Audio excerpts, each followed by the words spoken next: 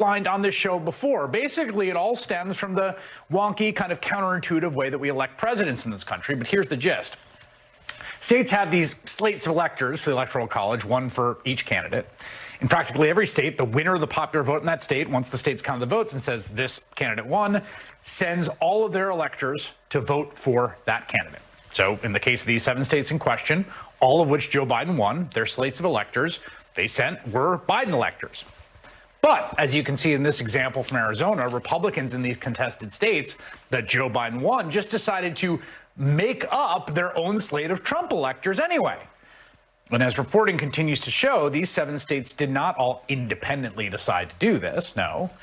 What's more, we know that Donald Trump's coup attempt on January 6th specifically involved these phony slates of electors.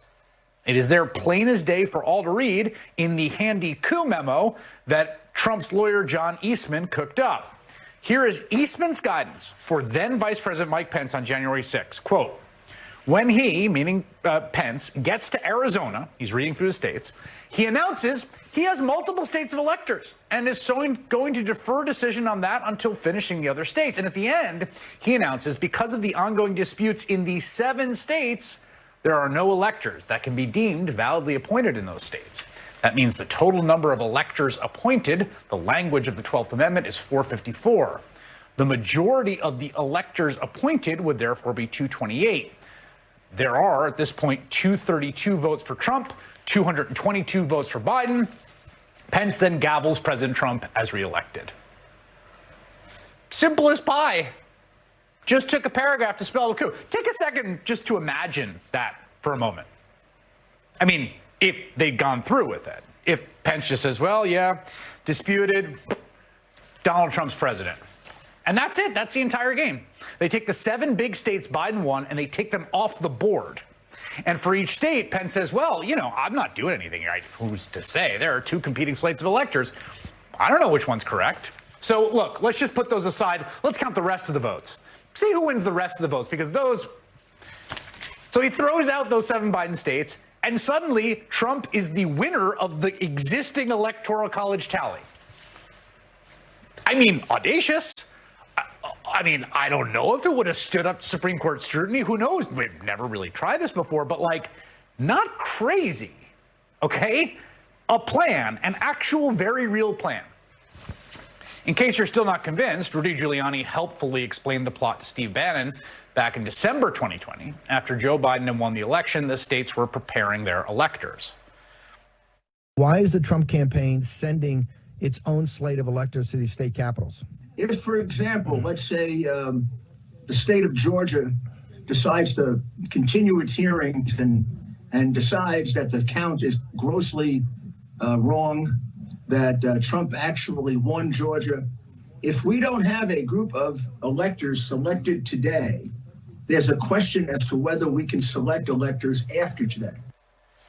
Okay, so that's an alternate part of this same plot, right? You've got the Eastman plot that says, well, if you send these electors, it's disputed. Then the alternate plot is we have these electors hanging out in case our pressure efforts in these states to overturn the election works, and we can just slip those in. So what he's saying is that if the big lie of election fraud works, like, say, the pressure campaign to find 11,000 votes in Georgia, or the Kanye West publicist showing up to talk to a random poll worker and try to get her to confess to her crimes, if those work, then they're going to need those bogus electors to swap in to steal the election. So the scheme was part of the Eastman memo. We know that Trump's top guy, Rudy Giuliani, was on board. Thanks to some great local reporting out of Michigan, we now also have proof the Trump campaign itself was directly involved as well. This is a voicemail message from a Trump campaign staffer to a Michigan state representative that was first aired by Rachel Maddow. Hi, Representative. My name is Angela McCallum. I'm calling from Trump campaign headquarters in Washington. We just wanted to make sure you knew how you could be helpful in ensuring that every American is represented and can rest assured that their vote will be fairly and correctly counted in this election. The United States Constitution provides that the state legislators retain sole authority to designate the presidential electors. You do have the power to reclaim your authority and send a slate of electors that will support President Trump and Vice President Pence. This is an effort that's happening in other states as well, such as Pennsylvania, Arizona, Georgia. There are state legislators across the country who are standing with the president to stop this voter fraud from happening under their watch. We want to know when there's a resolution in the House to appoint electors for Trump, if the president can count on you to join in support. Now, no one asked me here, but I do have some notes on her delivery. I think you want to sell that a little more. I think you don't want it to sound like a spam call to sell auto insurance. But that said, it's like something from a bad political thriller. This really happened. And we've known about this for quite a while now, as Michigan's Secretary of State outlined on this very show last night. It's been very difficult for the states to investigate it on their own, which is why, as of today, the January 6th committee is now stepping in.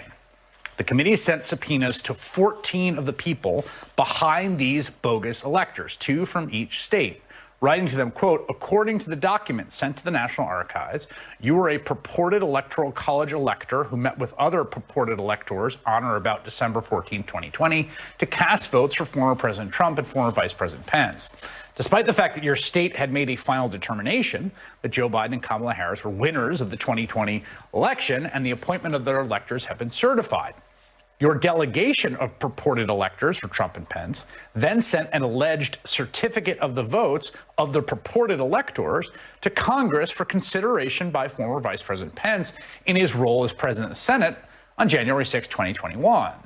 The existence of these purported alternate elector votes was used as a justification to delay or block the certification of the election. Over a year later, this may be our first step towards some concrete answers about the keystone of this aspect of the attempted coup. I'm joined now by one of the members of the January 6th committee, Congresswoman Elaine Luria of Virginia. Congresswoman, how do you understand this aspect of the plot in relation to the efforts by the former president and the insurrection on January 6th as something ancillary or something central? Because I think it's truly central, and you just spelled it out. I mean, there was a plan, the Eastman memo. There's the receipts. You literally have these certificates sent from the 7 states. You have voicemails sent and left by Trump campaign staffers. You have all of this evidence. Giuliani, in a recording saying, this is the plan, this is how it's going to work. And there was immense